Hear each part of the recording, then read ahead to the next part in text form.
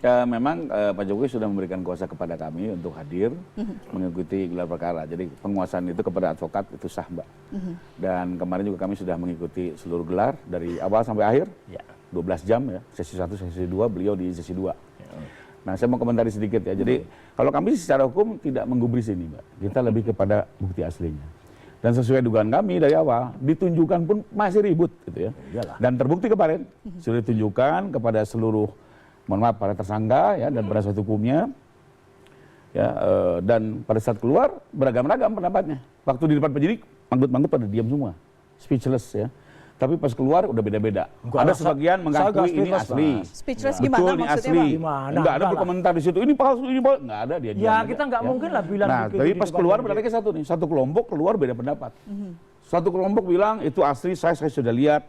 Ada embosnya, ada watermarknya, ada lintasan merah di jasnya. Tapi ada kelompok lain yang ya pendapatnya kayak begini. Jadi buat saya kembali lagi itu pengamat telematika kembali lagi ya ini berbeda-beda pandangan gitu ya, dan semua punya misi masing-masing. Saya paham, Pak. Kenapa Bang Roy seperti ini? Karena pada saat kalau dia mengakui ini asli, penuh unsur pidananya. Itu konsekuensi. Jadi percuma kita mendengar keterangan, mohon maaf, para tersangka, karena pasti dia akan mengelak. Pada saat dia mengakui pasti dia penuh unsur pidananya.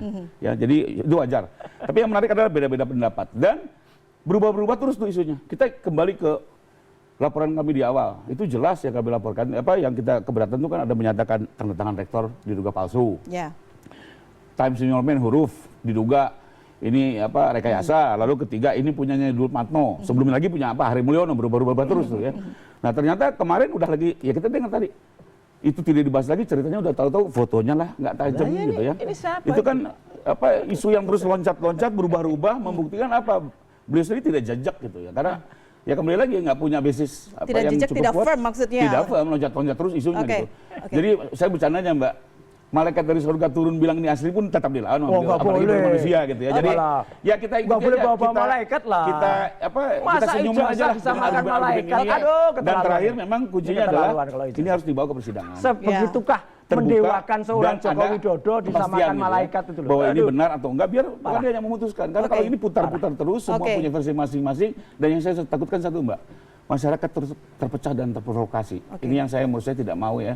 Banyak persoalan bangsa yang jauh lebih perlu jadi perhatian gitu ya. Ada bencana, ada macam-macam, ada KUHP baru. Ini mutar-mutar isu ijazah dan betul terjadi.